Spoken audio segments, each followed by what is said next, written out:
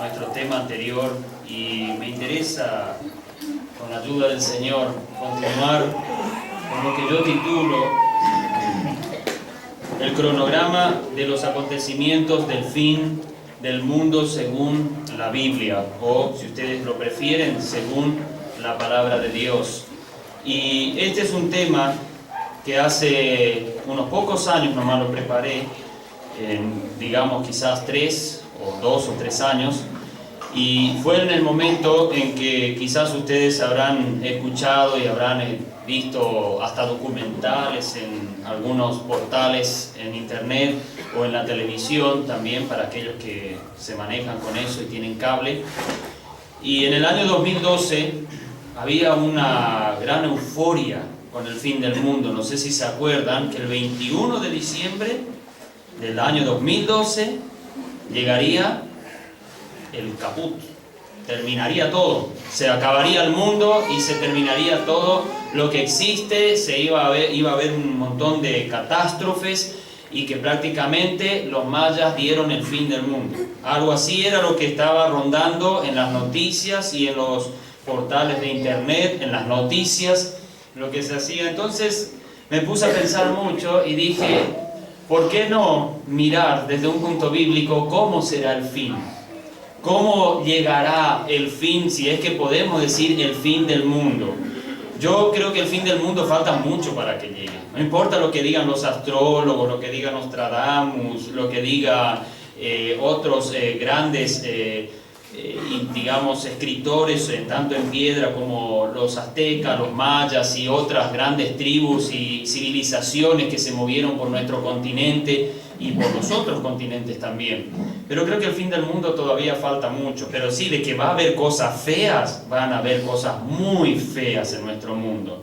Pero la Biblia habla que el planeta Tierra todavía tiene, por lo menos después que la iglesia se vaya, un poco más de 1000 años de historia aquí. Y creo que nuestro planeta aún seguirá siendo restaurado hasta en la batalla final de Satanás después del milenio, aún será todavía restaurado, completamente santificado cuando ya reinen y estén solo los justos completamente en la nueva Jerusalén, que si Dios permite trataremos de llegar hasta allí, pero veremos cómo nos va en el tiempo. Pero lo que quiero hablar sobre lo que es el cronograma de los acontecimientos del fin del mundo, según la Biblia, es cómo podemos hacer un orden de los acontecimientos que vendrán hasta la segunda venida de nuestro Señor Jesucristo. Vamos a tratar en estos mensajes, no creo que voy a poder terminar hoy todo, espero por lo menos arrancar hasta el tercer punto con la gran tribulación, pero por ahí voy a ir un poco medio rápido, así que ustedes abran bien los oídos, presten mucha atención y vamos a tratar de arrancar con este estudio en el punto 1, que es señales antes del fin. Vamos a abrir nuestras Biblias en el capítulo 24 de Mateo, que ayer ya lo mencionamos un poco así a la volada, hablando de lo que tenía que acontecer en relación a Israel y las señales que Jesucristo le había dado a los discípulos, le había dicho que sucederían, para que así de esa manera se prepare la nación de Israel y sepa que la venida de su rey está cerca. El capítulo 24 de Mateo, aclarando un poquito algo aquí, el capítulo 24 y 25 de Mateo, para los que les gusta estudiar un poco de profecía, sepan siempre que no está aplicado en el 100% a la iglesia, sino a Israel. Podemos sacar enseñanzas ilustrativas de ese capítulo para la iglesia, pero las palabras de Jesús a los discípulos, por las 3 preguntas que le hacen ellos cuando él estaban en el monte de los olivos, entonces ellos, capítulo 24, versículo 1 dice: cuando Jesús salió del templo y se iba, se acercaron sus discípulos para mostrarle los edificios del templo. Respondiendo él les dijo: ¿veis todo esto? De cierto os digo que no quedará aquí piedra sobre piedra que no sea derribada. Esto que le dice Jesús en el versículo 2 a sus discípulos aconteció en el año 70 de la era cristiana, unos 37 años después que el Señor asciende a la presencia de su Padre.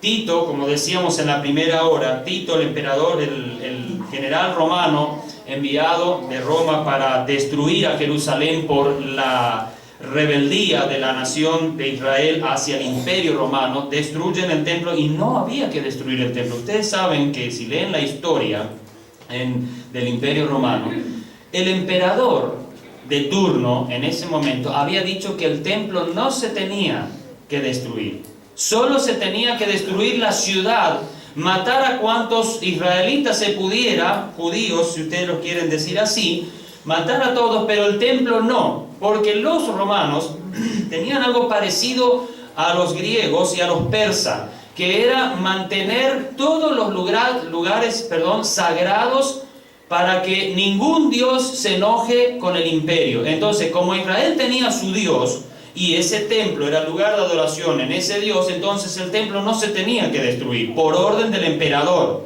Entonces Tito había dado esa orden a sus soldados, pero cuando llegó el asedio en Israel en el año 70 y empezaron a morir por hambre, por peste y por ya inanición los habitantes de Jerusalén que estaban adentro por una cuestión de ya que había un sitio por parte de los romanos alrededor de la ciudad y ya no podían salir más a buscar ni al campo, nada. Entonces, a medida que se fueron terminando los víveres en Israel, ellos tuvieron que lamentablemente pasar ahí. Cuando se empezó a terminar, se comían entre ellos, había canibalismo, feticidio y hacían los asados de los chicos, de los bebés, todo, hasta que más o menos ya no dio más.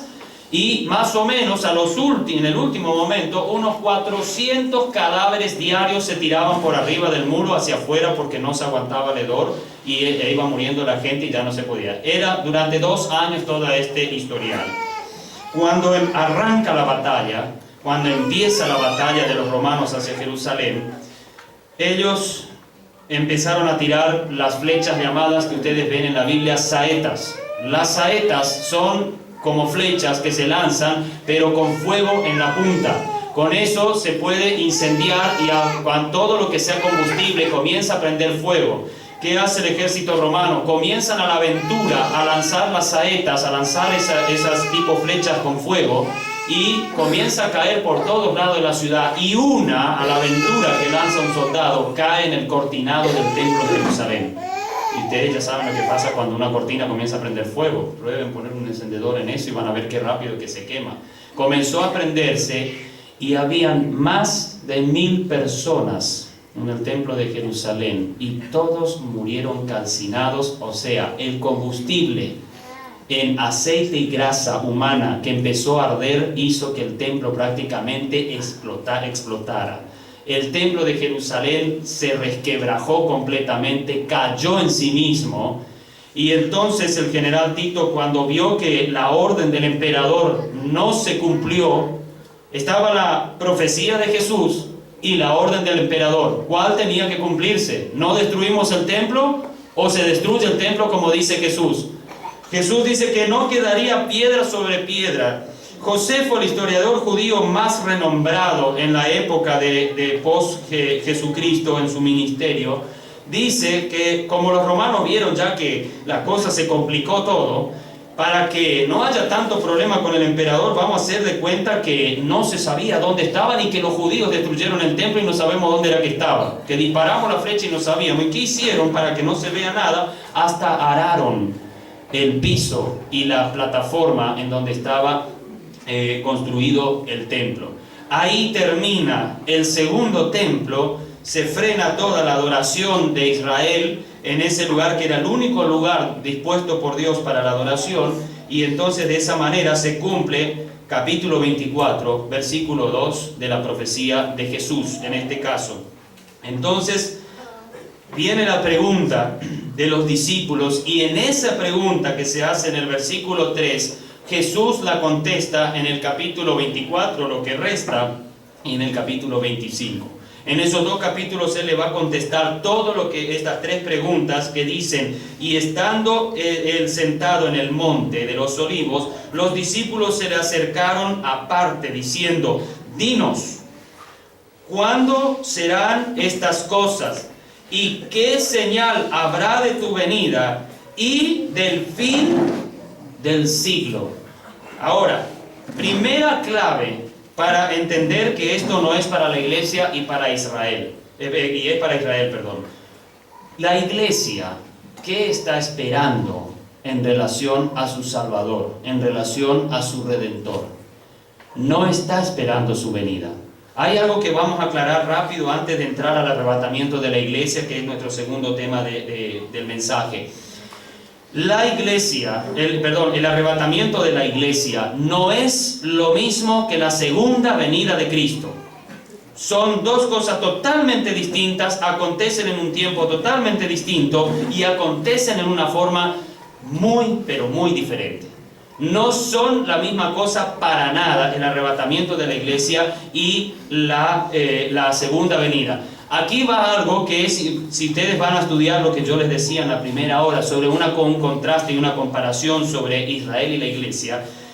Israel espera la segunda venida de Cristo y la iglesia espera el arrebatamiento sorpresivo de todos los redimidos a la presencia del Señor en el aire, no en la tierra. La iglesia va a ser tomada por Cristo de la tierra y la nación de Israel verá la venida en gloria de su Redentor, como terminábamos el mensaje con Romanos capítulo 11, versículos 25 y 26, cuando venga el libertador de Sión. Esto aclaro por las dudas para que no empecemos a mezclarnos todo cuando empecemos a hablar del arrebatamiento y vamos a pensar que bueno, esa es la segunda venida, porque yo después voy a hablar de la segunda venida, pero es en el último punto. Entonces, para no mezclarnos, aclaro esto para que no se nos confunda el pensamiento. Arrebatamiento de la iglesia tiene que ver solo con la iglesia de Cristo, solo con eso. La segunda venida tiene que ver con Israel y el juicio final a las naciones impías, a las naciones. Eso es la segunda venida. Así que para que no nos mezclemos en el pensamiento, aclaramos esto desde un principio para que no nos confundamos. De ahí Jesús comienza a dar algunas señales que, aunque la iglesia las ve, porque está todavía, antes de que se vaya, todavía va a empezar a ver esas señales. Y dice el versículo 4 en adelante: respondiendo Jesús les dijo: mirad que nadie os engañe, porque vendrán muchos en mi nombre, diciendo yo soy el Cristo, y a muchos engañarán. Y oiréis de guerras y de rumores de guerras. Mirad que no os turbéis, porque es necesario que todo esto acontezca, pero aún no es el fin. Porque se levantará nación contra nación y reino contra reino, y habrá pestes y hambres y terremotos en diferentes lugares. Y todo esto será principio de dolores. Entonces os entregarán a tribulación y os matarán y serán aborrecidos de todas las naciones, de todas las gentes por causa de mi nombre. Muchos tropezarán entonces y se entregarán unos a otros y unos a otros se aborrecerán. Y muchos falsos profetas se levantarán y engañarán a muchos. Y por haberse multiplicado la maldad, el amor de muchos se enfriará. Mas el que persevere hasta el fin, este será salvo. Y será predicado este evangelio del reino en todo el mundo para testimonio de todas las naciones, y entonces vendrá el fin. Entonces la pregunta de muchos predicadores le dicen a la gente: prediquemos, hablemos el evangelio para que todas las naciones conozcan el evangelio y viene el Señor Jesucristo. Esa es la teoría evangelística que se está dando hoy en muchas iglesias. Incluso algunos predicadores bíblicos de muy buen renombre y de buen calibre, hasta como que lo toman muy a pecho esto.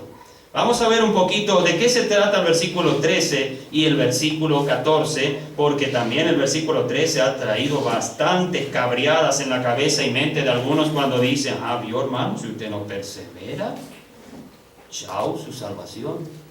Espero no meterme en un problema acá con el tema de la seguridad de salvación. Yo no sé cómo cree la iglesia o no, pero espero que no me metan en un problema y después el hermano José diga, no predicas más. Pero vamos a hablar un poquito de estas señales que Jesús le menciona a sus discípulos. Recuerden, todo este capítulo 24 y el 25, Jesús le está diciendo a los discípulos nomás. Nadie más escuchó esto. Ellos estaban solos en el Monte de los Olivos y Él les habló de todas estas cosas a ellos. Esos discípulos, todos ellos sin excepción, eran israelitas. Ninguno de ellos era gentil. Todos ellos eran israelitas y era lo que Dios, o mejor dicho, Jesucristo, les estaba prediciendo ya de lo que iba a pasar antes que venga el fin del mundo. Entonces, una de esas señales en el versículo 5, bueno, primero Él dice, y aquí hay algo para nosotros también, hermanos: mirad que nadie os engañe. Ustedes saben cuál es el antídoto más seguro para no ser engañado por los falsos profetas, que los vemos ahí por el versículo 7, 8 en adelante. ¿Saben cuál es el antídoto más seguro para que ninguno seamos engañados? Conocer la palabra de Dios. Leer mucho la Biblia, hermanos. Mucho. No así, y más hoy en día. Hoy, bueno, aquí tienen una radio, pero por lo que yo estuve escuchando estos días, está bastante interesante. Veo que hay mucho cuidado en lo que se coloca, en lo que se pone. Nosotros trabajamos 24 horas con un ministerio radial que nos esforzamos al máximo porque que todo lo que va a salir en la radio salga, que sea algo bueno, seguro y que la persona no tenga confusión.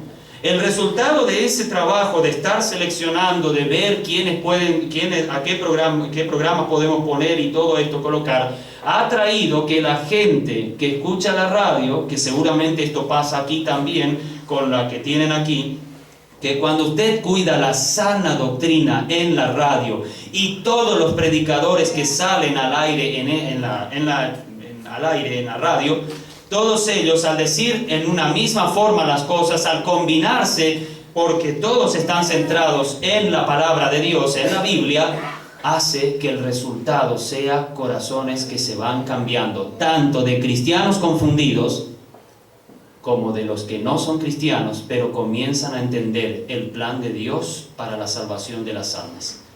Sí o sí, hermanos, todo predicador, todo hermano en la fe, incluso hermana que estudie la palabra de Dios y se acerque, como dice Santiago, con mansedumbre a la palabra de Dios, nunca será engañado o engañada. Nunca. Y como dije ayer en el primer mensaje, Pablo a Timoteo le dijo que se ocupe de predicar la sana doctrina y que busque hombres que también sean enseñados para predicar, otra vez digo, la sana doctrina. Y no es las sanas doctrinas, es la sana doctrina. ¿Entienden lo que quiero recalcar? Hay una sola sana doctrina y no más. Y la sana doctrina es la enseñanza completa de todo el conglomerado de enseñanzas que tiene la palabra de Dios, forma una sola enseñanza. La Biblia no se puede interpretar en diferentes formas y una pluralidad de las sanas doctrinas nos ayuda a tener un mejor pensamiento. No existe esa forma de interpretar la Biblia. La Biblia se interpreta en una sola forma y le voy a decir algo, ni usted ni yo somos los intérpretes de la Biblia. Usted va a decir, bueno, pero ¿cómo vamos a enseñar si no nos tenemos que interpretar? La Biblia sola se interpreta a sí misma y usted declara la enseñanza de ella. ¿Entienden? Esto es importante para que nadie nos engañe. La señal más viva, la que encierra, está en ese versículo 4 cuando Jesús dice, y aquí hay, cuando ustedes vean estos imperativos, tomen en cuenta en serio, hermanos, mirad que nadie os engañe. Por las dudas, que Héctor Lobati tampoco les engañe en algo que pueda decir acá. Miren bien, observen bien, oigan bien y atiendan bien cuando están escuchando a cualquier predicador.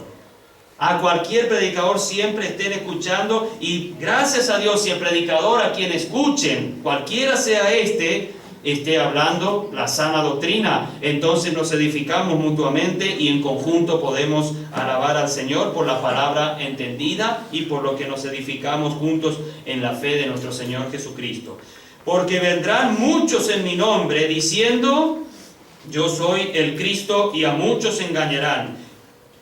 Muchos hoy han salido, yo no sé cuántos de ustedes saben que hay muchos Cristos en la historia. No tenemos tiempo para empezar a uno por uno a enumerar, pero ahora en la modernidad, bueno, ya murió uno ya se fue y no resucitó. Ustedes saben que ese no resucitó. No sé si ustedes escucharon de un tal de Jesús Miranda, de Puerto Rico. Él era famoso, no sé, capaz los hermanos mayores lo conocen más porque él ya hace bastante tiempo andaba, y él decía que él, por ejemplo, él era Jesús en la tierra porque él tuvo una visión, y en esa visión él había visto a Jesús. Jesús se puso, lo abrazó a él y dice: sos yo. No sé si pueden entender lo que quiero decirles, pero sos yo. Ahora, cuando la gente te vea, me verá a mí. Y entonces, de Jesús Miranda, el mirandita este que andaba por ahí, entonces empezó a salir por todos los lados y dice: yo soy Jesús. Y esto por décadas, y gente lo siguió, pero por miles de personas, y aparte millones a través de internet y a través de los ministerios que él se lanzó a hacer por diferentes lugares en América Latina. Este hombre ha seguido, y él descaradamente se declaraba Jesús. A él no lo tenían que llamar el Señor o el Pastor Miranda. Él era Jesús. Y había que adorarlo y arrodillarse delante de él. Era un reverendo tarado, hermanos, pero sinceramente este hombre hizo que el corazón de millones se inclinara realmente ante Baal. Porque él era un Baal en vida y una persona que verdaderamente engañó y hizo un chantaje grandísimo en la fe de millones de personas. Esto es grave, un día llegará su castigo. Y oiréis de guerras y rumores de guerras, mirad que no os turbéis, porque es necesario que todo esto acontezca, pero aún no será el fin. Les hago una pregunta. Yo sé que siempre hubo guerras y rumores de guerras por los siglos y todo, pero como los rumores de hoy, creo que en ninguna época. ¿Cuál es la diferencia en los rumores de guerra? Por ejemplo, no vamos a ir lejos, vamos a las dos guerras mundiales que se hicieron en el siglo XX. Una empieza en 1914 hasta 1918, la otra va desde el 39 hasta el 45 con la, entre comillas, muerte de Hitler. Porque no murió, no se preocupen, él siguió viviendo, muy bien. Así que, pero tenemos que saber algo. Esas dos guerras, ¿dónde se hicieron? Las llamaron mundiales, pero ¿fueron mundiales realmente? No fueron tan mundiales. No es que fueron una guerra tan... Sí fueron mundiales en el sentido de lo que era el lugar de la mayor supuesta instauración de la cultura, tecnología y todo, que era principalmente Europa. La guerra fue principalmente en el continente europeo y participaron algunos países como Estados Unidos y otros de otros continentes para colaborar y frenar la locura que se estaba haciendo por parte de los nazis. En la Segunda Guerra Mundial, por ejemplo, y en la primera otros han participado para pararla y frenarla, pero fueron guerras en cierto modo localizadas y con algunos intereses nada loables. Pero sencillamente se enojó un duque con el otro y el otro con el duque, y las mafias de la Europa Oriental, se enojaron con el otro y se armó la Primera Guerra Mundial. Hitler se levantó como el gran mesías de los arios, como el gran hombre que se levantaría para hacer la raza pura, y en ese pensamiento de hacer la raza pura se lanzó a matar millones. Por supuesto, de entre los millones estaban los millones de judíos que murieron por el Holocausto y muchos que murieron en las cámaras de gases. Entonces, todos estos rumores de guerra que se levantan nación contra nación, eso comenzó, sí, en el siglo XX, mucho, pero le voy a decir algo. Lo que hoy está pasando tiene una gran diferencia con esas dos guerras. Porque hoy las guerras son más que mundiales, son intercontinentales. Las guerras de hoy ya prácticamente se hacen... ¿Ustedes conocen el jueguito ese del barquito, de la batalla de barquito que hacíamos en la escuela? Entonces poníamos la parte del centro del cuaderno, se enojaban las maestras con nosotros cuando jugábamos eso, y poníamos la tapa ahí, estábamos con el otro que estaba en el otro pupitre y estábamos ahí y nos tirábamos, a ver quién le mataba a quién. Bueno, hoy, pero en una envergadura mucho mayor y de en serio, ya no es un juego de la escuela, se están diciendo, Corea del Norte le dice a Estados Unidos, mi misil ya alcanza tu país y tu capital. Entonces lanzo ese misil y te reviento. Es así. Estados Unidos dice, yo ya tengo los barcos preparados, allá vos me lanzas algo y yo ya te lanzo de acá, no más cerca de tu casa. Así están jugando hoy.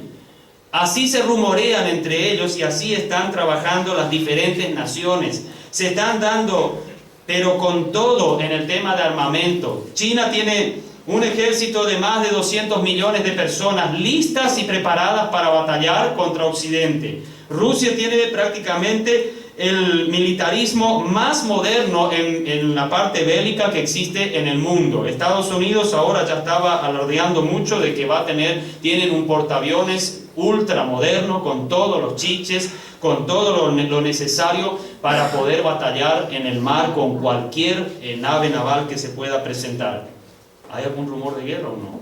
Y esto usted lo lee en la noticia todos los días, no necesita ni siquiera mucho abrir. Usted solo pone guerras en el mundo, rumores de guerra, pero le aparecen listas, pero interminables de noticias, de generales, de países, de presidentes, que uno a los otros ya se quieren por poco comer. Irán tiene prácticamente el núcleo y prácticamente lo que es la mayor parte de armas nucleares en el mundo.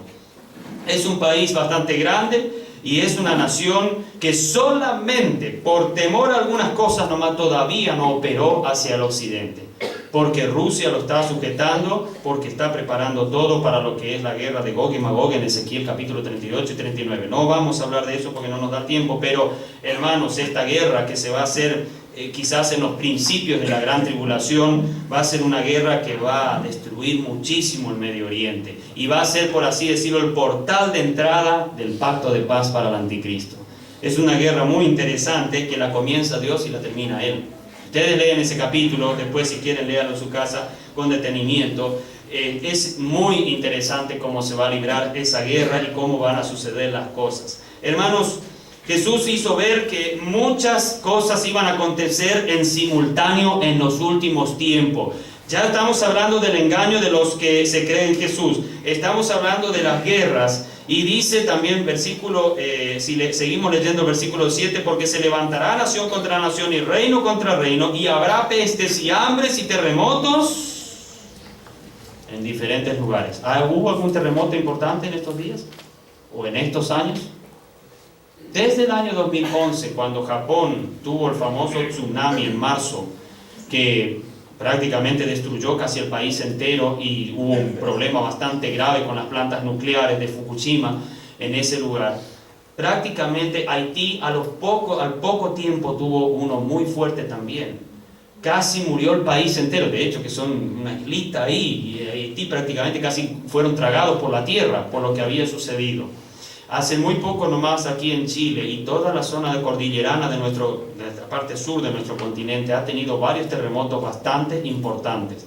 Hace poco nomás, ahora nomás en el 2015, el terremoto más fuerte y más difícil y insoportable que fue y que destruyó mucho fue el de Nepal. Y que no solo fue uno, fue un terremoto que vino, apenas estaban recuperando y levantándose del suelo del terremoto, vino una réplica de 7.3 en la escala de Richter. Ni terminaron con eso, vino el tercero a la semana y así siguió hasta el cuarto. Y hoy Nepal está en situación de emergencia nacional. Es muy difícil. Vienen las guerras, viene el hambre, las pestes primero, viene el hambre y los terremotos en cuarto lugar. Hermanos, parece que esa cronología de señales se va cumpliendo frente a nuestros ojos.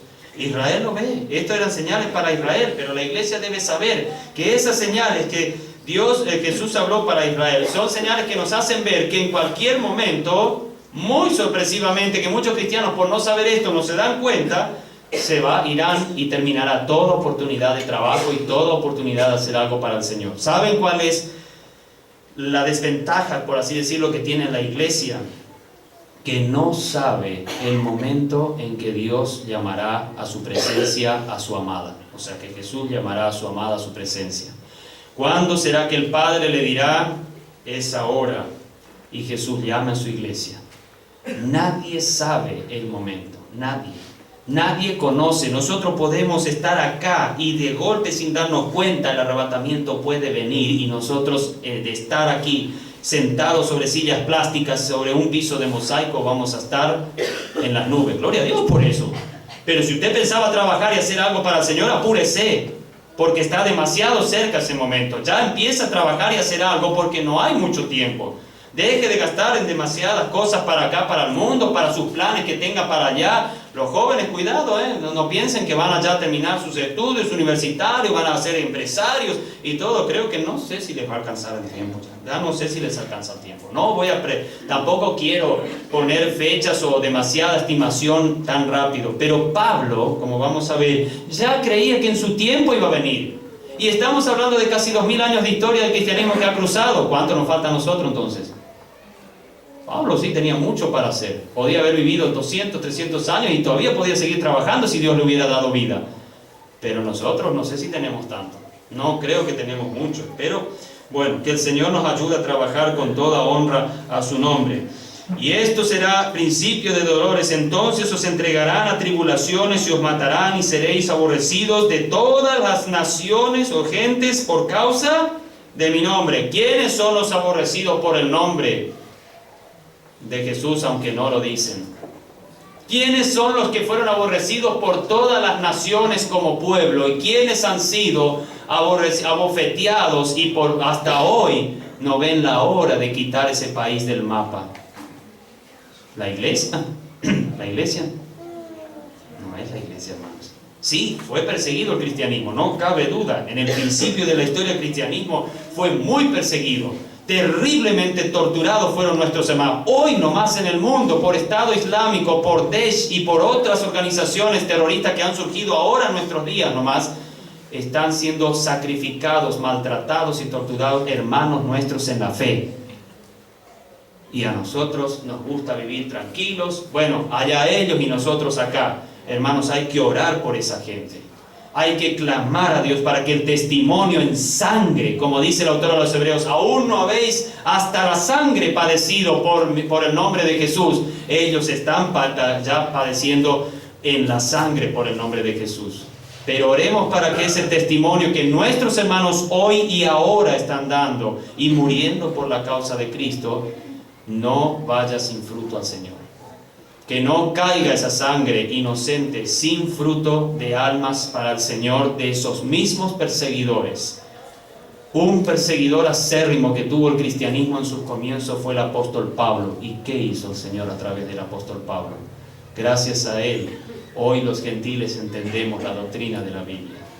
Si no fuera por Pablo, ¿qué sería de nosotros que no somos israelitas y judíos y no entendemos muchas cosas?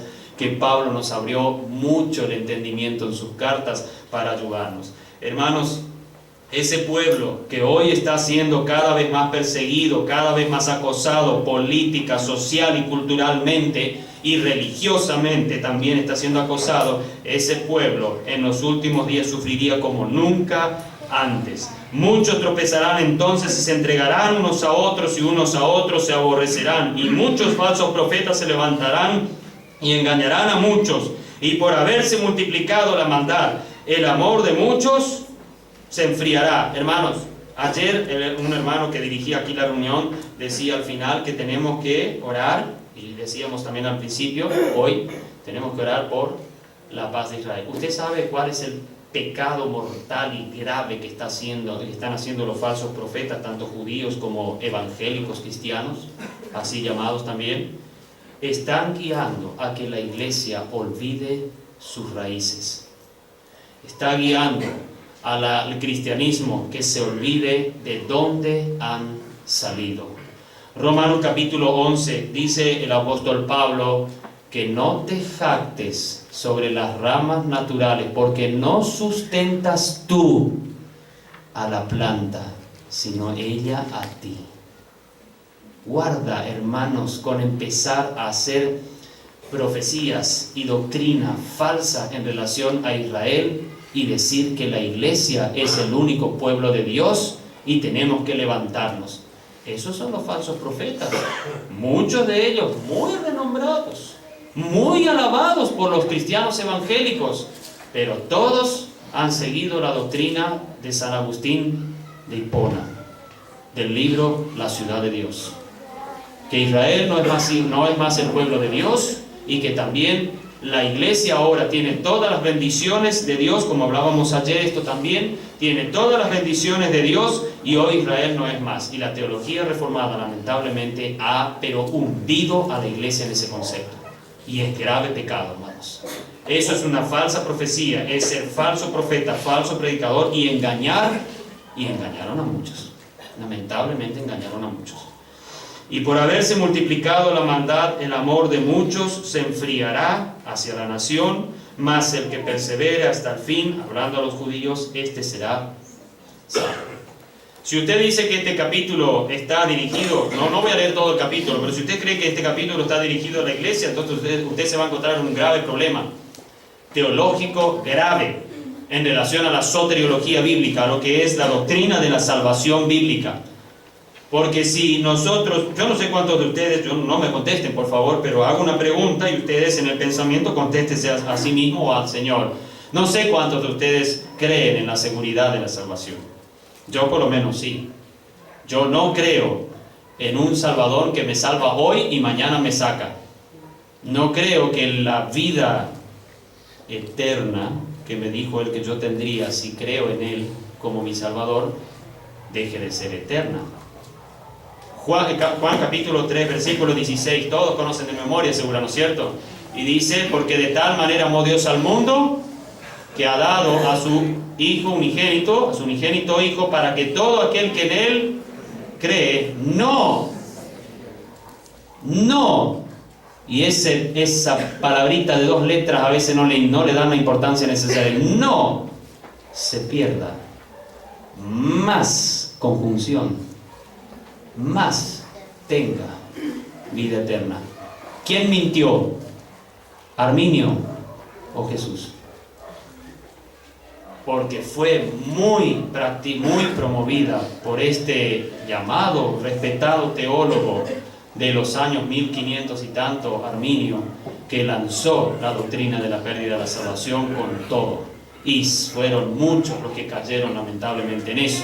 Hermanos, esta perseverancia para llegar hasta el fin es de la nación de Israel cuando estará en la gran tribulación y tendrán que soportar la prueba más difícil, lo que llamó Jeremías la angustia para Jacob, capítulo 30 de Jeremías, versículo 7. Dice, y será predicado este evangelio del reino en todo el mundo para testimonio a todas las naciones, y entonces, ¿qué? Vendrá el fin. La pregunta es, ¿cómo llega el fin?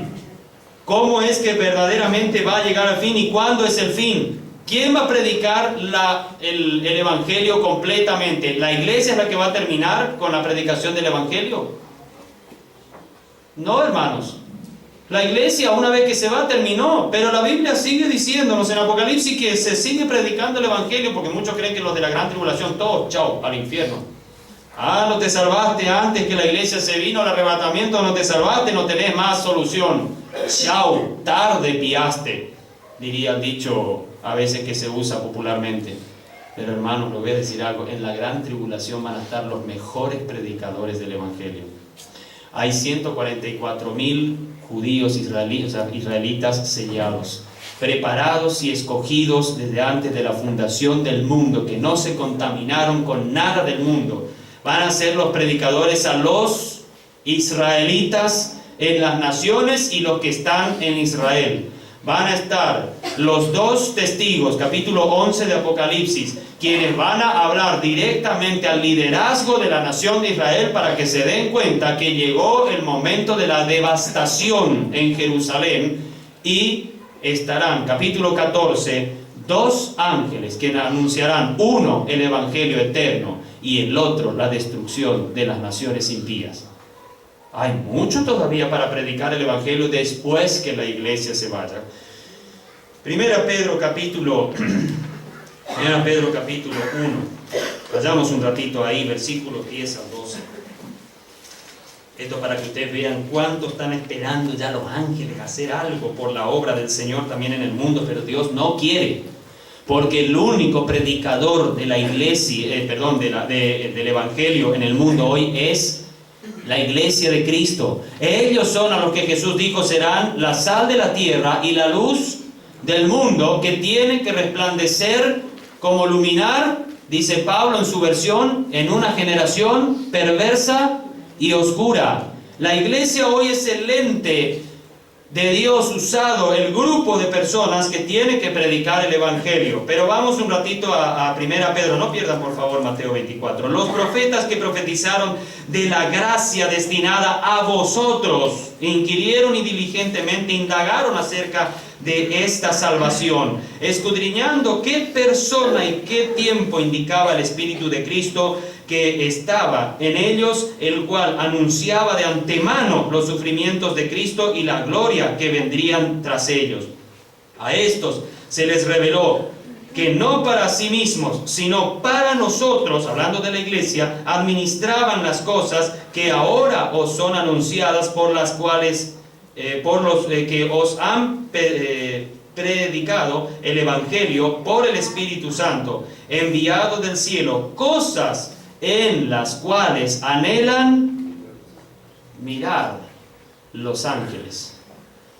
La iglesia tiene un privilegio increíble, hermanos, de poder estudiar todo el misterio escondido en los tiempos que Dios tenía para la iglesia. Israel, con todo el conocimiento y sabiduría que tuvo, no tuvo la oportunidad de poder entender lo que hoy la iglesia sí puede entender, y así es una iglesia dura y difícil de sobrellevar para nuestro Señor Jesucristo. Hermanos, la iglesia tiene la oportunidad de predicar el evangelio, de anunciar la sana doctrina, de verdaderamente dar el refrigerio espiritual, y le voy a decir algo, no está haciendo ni el 10% de lo que debería estar haciendo. Y no importa que ustedes vean noticias de las campañas del fulano, del otro mengano, de la mengana y sultana, que están haciendo un montón de evangelismo y grandes obras para Dios y demás cosas, y miles en los mega eventos que se convierten a Cristo con un mensaje y un evangelio, como dijo Pablo en Gálatas, diferente. Un evangelio que viene de la misma maldición y que no ha llevado a nadie al arrepentimiento y a creer en la limpieza que solo da la sangre de Cristo. Han predicado un evangelio muy diluido, muy adulterado, y ese evangelio no es el que se predicará hasta el fin. El fin vendrá de la era del pecado, cuando el Señor Jesús venga con los suyos, como vamos a hablar mañana, Dios mediante, cuando venga con los suyos en gloria para instaurar su reino en el milenio. Estas señales se tienen que cumplir antes que la iglesia se vaya, pero se tienen que cumplir previo a la gran tribulación. Aquí todavía no entró la gran tribulación, aquí todavía no llega. Más adelante, si ustedes siguen leyendo, versículo 15 en adelante, dice: por tanto, cuando veáis en aquel lugar santo la abominación desoladora de la que habló el profeta Daniel, el que lea entienda, entonces, y ahí empieza, huyan a esto, las embarazadas para el otro lado, vean lo que pueden hacer, y así continúa el relato de nuestro Señor Jesús. Versículo 21, porque habrá entonces gran tribulación, cual no ha habido desde el principio del mundo hasta ahora, ni la habrá. Esa gran tribulación le espera a Israel, no a la iglesia. Ya vamos a ver eso en el próximo punto. Hermanos, tenemos que tener en cuenta que nosotros, la iglesia, estamos esperando el arrebatamiento de la iglesia, y mientras esperamos el arrebatamiento de la iglesia, tenemos que luchar por dos cosas: sostenernos en la sana doctrina, y la otra, ayudar que otros conozcan lo que nosotros conocemos, a Cristo como Salvador personal.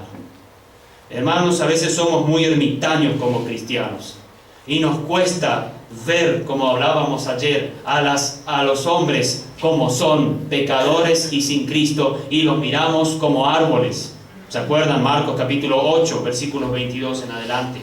Entiendan, hermanos, nosotros no estamos acá en el mundo solo para estar dando vueltas, haciendo nuestros quehaceres y nuestra vida cotidiana, y bueno, el que pueda que se salve, y el que no, bueno, ¿qué vamos a hacer? No le tocó a él. Diría el calvinista, ese no fue escogido, ese no fue predestinado. El Calvino arregló rápido todo, agarró, dijo, bueno, acá, como no cree, ese al infierno, ¿tá? Réprobo, ese no va, no alcanzó la gracia irresistible de Dios, que no sé de dónde sacó, pero él cree que es de la Biblia. Entonces, él arregló rápido. No evangelicemos, hermanos, porque Dios predestinó a los que tienen que ser salvos y nadie más se va a poder salvar si no está dentro de los predestinados. Y bueno, ahí están. Esa es la teología de muchos cristianos hoy. Hoy la teología reformada está arruinando mucho el concepto de la evangelización que tienen que tener hoy los cristianos. Hoy se está centralizando a una iglesia, entre comillas, bíblica, a que esté encerrada en sí misma, predicando, peleando por doctrinas, empezando a arreglarse en vanas palabrerías, como dijo Pablo, y no están predicando el evangelio a toda criatura, dijo Jesús. Que vayan y prediquen a toda criatura este evangelio, dice. Y toda criatura para mí es toda, no algunos nomás en el mundo, es toda criatura. Y eso, por eso, el fin vendrá, pero no con que la iglesia haya logrado predicar a todos en la tierra, porque no lo puede hacer. Ustedes saben que hay todavía miles de idiomas que no hay un solo versículo de la Biblia traducido. Y le voy a decir algo, si una persona no puede leer o escuchar en su idioma la palabra de Dios, la fe salvadora no se activa. Romanos capítulo 10, versículo 17 dice, la fe viene por el oír, y el oír por la palabra de Dios. Sin Biblia, sin palabra de Dios, no hay salvación genuina. La predicación del evangelio tiene que estar acompañada de la sana doctrina sí o sí, y de la palabra de Dios. Una persona que solo escucha Jesús te ama, no es cristiano. Perdónenme, pero ese es el evangelio chiflado que se ha lanzado por las calcomanías y por los cartelitos en las iglesias. Pero ese no es evangelizar. Poner un pescadito atrás en tu auto no es evangelizar. Poner ahí Jesucristo viene pronto, no estás evangelizando. Porque esos son frases, son eslogans, pero no son Biblia, hermanos. La Biblia tiene que ser levantada en alto y predicada el evangelio como se levantó Pedro, y con de nuevo habló y predicó con un mensaje antiguo testamentario. ¿Creen que no se puede evangelizar con el Antiguo Testamento? Sí, Señor, se puede evangelizar. Capítulo 2, capítulo 3, capítulo 4, capítulo 5, capítulo 6, capítulo 7, Esteban hace un sermón, todo del Antiguo Testamento. Y le predicó el evangelio a los del Sanedrín. Está bien, no le aceptaron a Cristo, pero lo predicó. Hermanos, se necesita que la iglesia pueda rebatir todo el bagaje de locura y de engaño que está llegando a las iglesias con la palabra de Dios. Se necesita, hermanos, eso. Hermanos, el tema de los falsos profetas es algo que está cada vez más, ya creció mucho, pero va a seguir creciendo en muchas formas. Vamos a ver Lucas 17, versículo 26 al 30. Lucas 17. Vamos a ver otra señal que en nuestra sociedad está pululando mucho. Yo no sé si en el reloj de ustedes, pero a mí me avanza muy rápido la hora. No sé por qué, pero estoy tratando de apurarme lo que puedo. Pero Lucas capítulo 17, versículo 26 al 30. Dice, como fue en los días de Noé, así también será en los días del Hijo del Hombre. Comían, bebían, se casaban y se daban en casamiento hasta el día en que entró Noé en el arca y vino el diluvio y los destruyó a todos. Asimismo, como sucedió en los días de Lot, comían, bebían, compraban. Fíjense, parece casi igualito que nosotros ahora. Mas el día en que Lot, compraban, vendían, plantaban, edificaban. Mas el día en que Lot salió de Sodoma, llovió del cielo fuego y azufre y los destruyó a todos. Díganme si lo que dice acá en Lucas 17, 26 a 30 no es muy parecido a lo que estamos viviendo en nuestra sociedad. ¿Cuál es la diferencia nomás entre lo que pasó en el diluvio y en los tiempos de Lot? Es que hoy eso era localizado, era solo en Sodoma y Gomorra o hacia las tierras de en la llanura de Sinar o en las zonas en lo que hoy es Medio Oriente y todo lo que es la zona de Persia, Irak, Siria e Israel, la tierra de Canaán y parte de Egipto. Todo eso era lo que era la parte de la habitación prediluviana, antes del diluvio. Ahora, ese es el problema en esta señal que dice Jesús que iba a acontecer en los últimos tiempos, es que esto es mundial. No hay continente en nuestro planeta que no esté lleno de toda esta porquería inmoral que ha inundado hasta las iglesias. Hoy ya hay iglesias con bares, con la trasnoche, hay iglesias nudistas.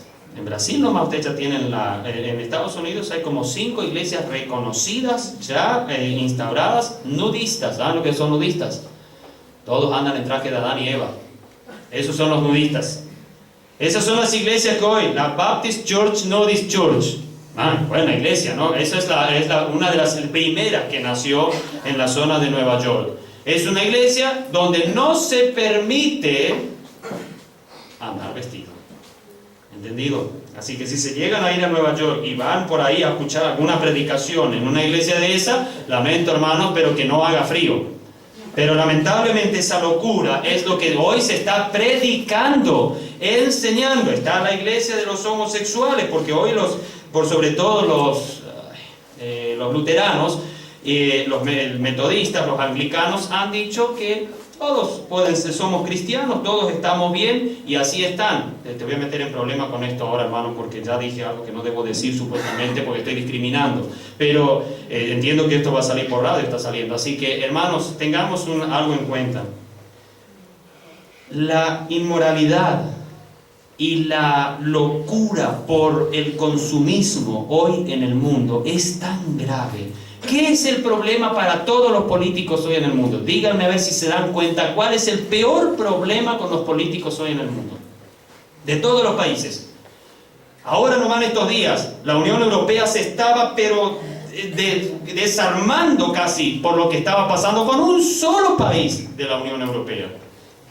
¿Cuál es el principal problema? Este nene que todos quieren tener, el dinero, hermanos.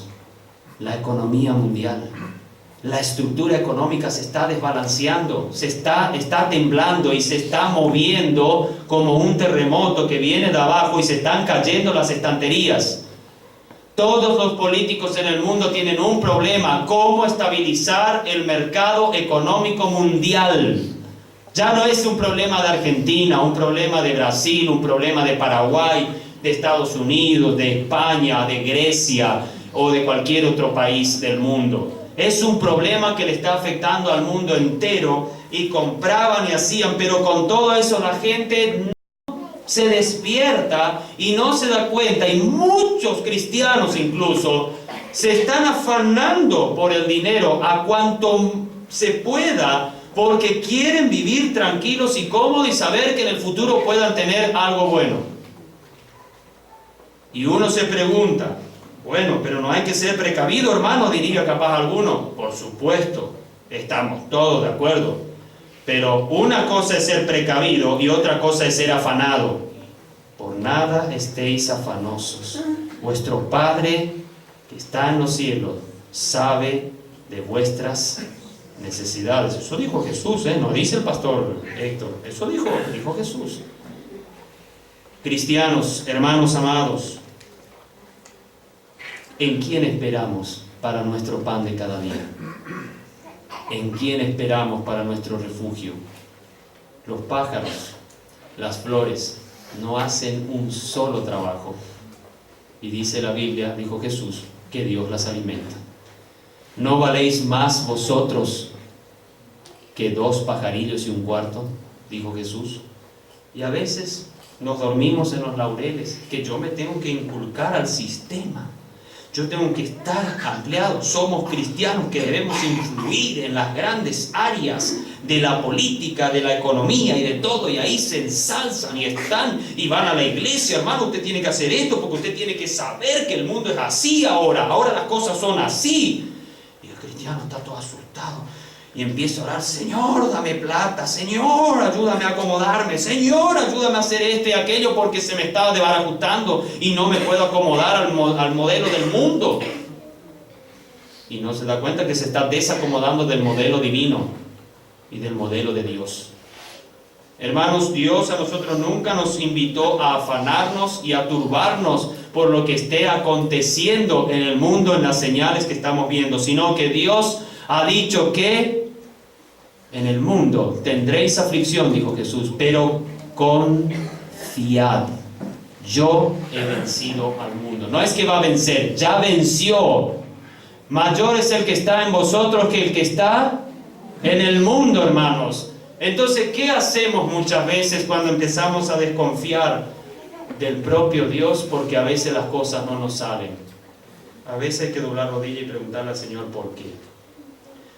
Vamos a dejar para mañana el resto, porque creo que el tiempo se nos ha ido. Pero hermanos, sé que hay algunos aquí hoy que quizás no son creyentes.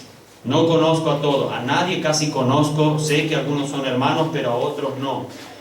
Pero si hoy hay alguien aquí, en medio nuestro, que aún no tiene a Cristo como Salvador personal, yo le hago una propuesta, le hago una invitación, si podemos hacer así, que no espere más que esta noche para hacer las paces con Dios.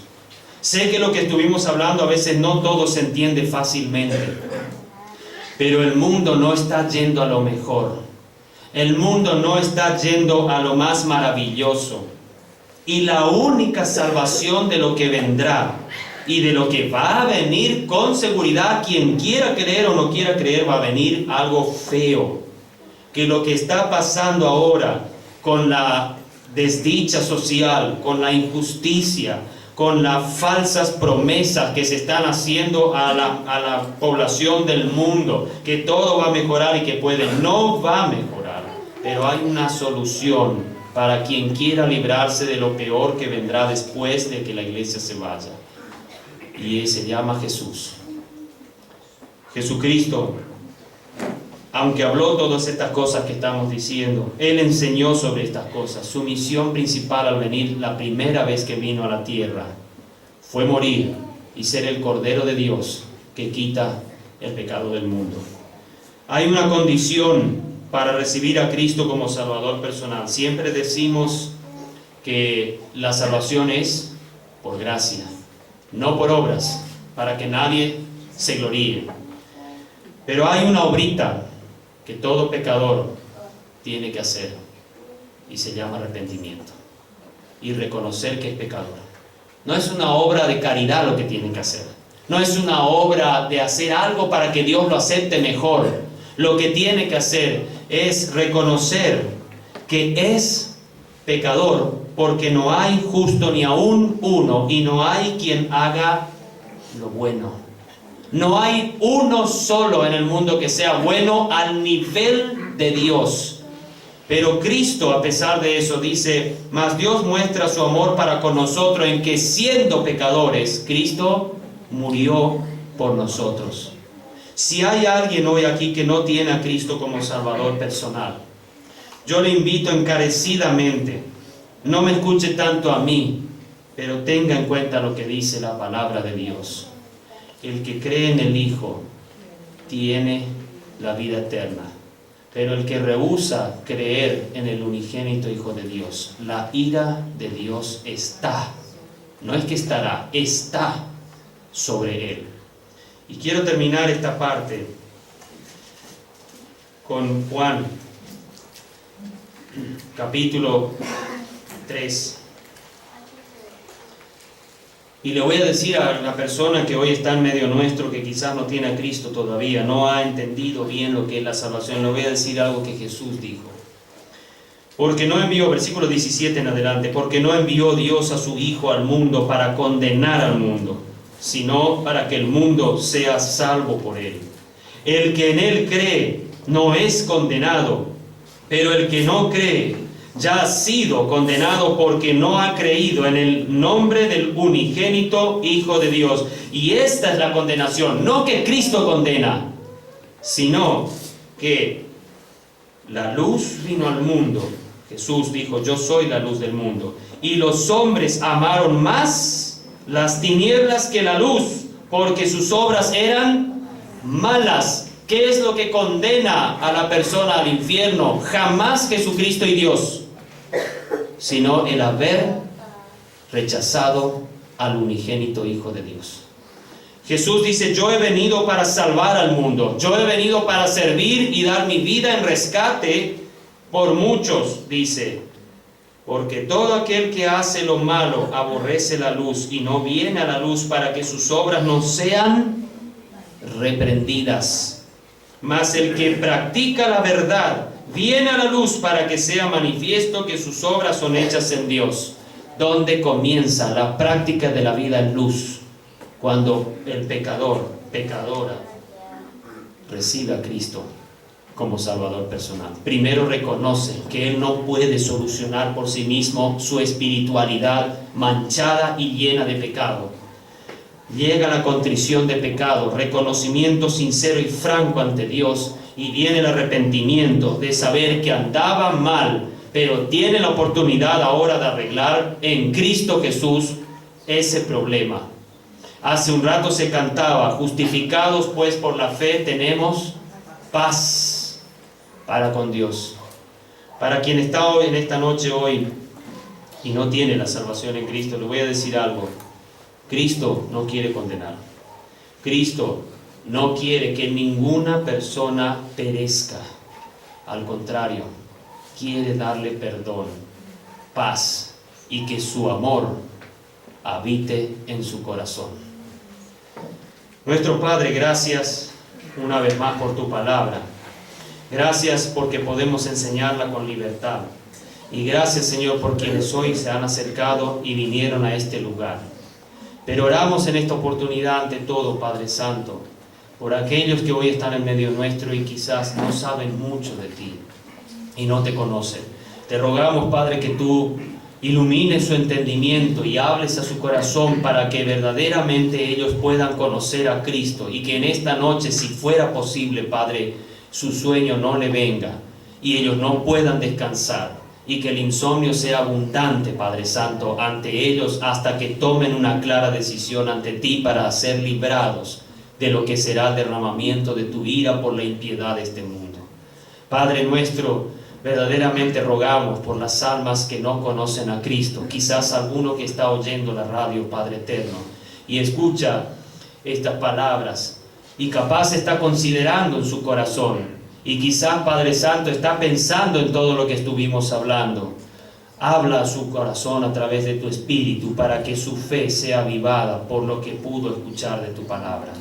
Padre nuestro, oramos para que nos ayudes a ser sensatos, sobrios en el tiempo que nos estás dando como iglesia para predicar a otros el Evangelio y que puedan conocerte. Padre, gracias por todo lo que nos das, por los grandes beneficios que hemos recibido en Cristo Jesús. En el nombre de Jesús. Amén.